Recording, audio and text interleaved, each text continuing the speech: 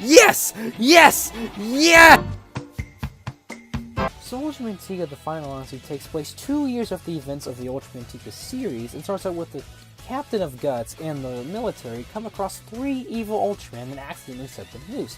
Now with them loose, now it's up to the Guts team and Ultraman Tiga to save the Captain and stop 3 Ultramen for good. Now, what is so good about this movie? Everything! The story is really, really good, and the characters sell this movie. All of them give really, really good performances, especially Daigo and Rena. Both of them give really, really good performances, and the love dialogue they have is actually pretty decent in this movie. It's not the greatest thing in the world, there's definitely better love story dialogue, but they make them so likable, and it really, really helps with this movie, because a lot of the movies actually focused on these two, and the first act is mostly about them. And the rest of the Guts team, all of them give really good performances. They all get at least a moment to shine. All of them get great moments. And all the actors give such good performances. They all really do a good job in this movie. The villains are great. I love the villains. All of them are really menacing. You can tell that these guys are evil and menacing because the plot gives them time to show their presence, and they're not just there so Ultraman can fight something. They're actually relevant to the story.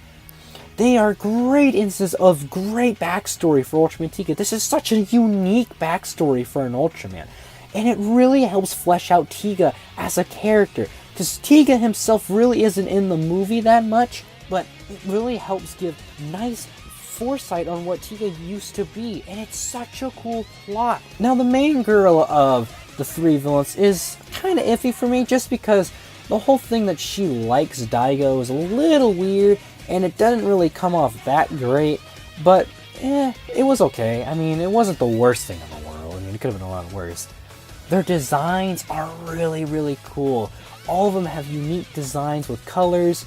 Their abilities are cool, and their eyes, especially on the main villain. She has such a cool looking eyes, and I really like that about them. Effects wise, this movie's pretty good. The miniatures are pretty great, and the explosions, all the practical effects are really, really good in this movie. Even though there's not too many effects or fight scenes to be said, but everything else in this movie, the effects are really well done for how they're not in it that much. The green screen effects they're okay. They're not great. They're definitely an improvement over Battle in Hyperspace, but you know, everything in this movie is an improvement over Hyperspace. I'm just gonna put that out there. Screw that movie! CG effects are still pretty bad. They're not really that great, although they do mask it by using a lot of the planes, because that's mostly where a lot of CG is, but where the CG really sticks out, oh my god, it really sticks out. Especially with the final monster that Tiga fights in this movie, it looks really bad. It looks like one of those aliens from Toy Story 2, but even worse. I mean, far worse. But overall, this movie, it's great. It's really, really, really great. If you're a kaiju fan or an Ultra fan and you haven't seen this movie, please watch it. You'll really enjoy it. But please, if you haven't seen this movie, please give it a watch. It is such a good movie, and I recommend it to everyone to see this movie. Let's just hope the next movie can hold this streak.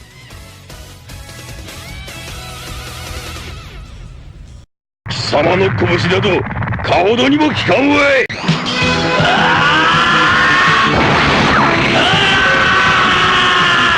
お前はもう死んでいる。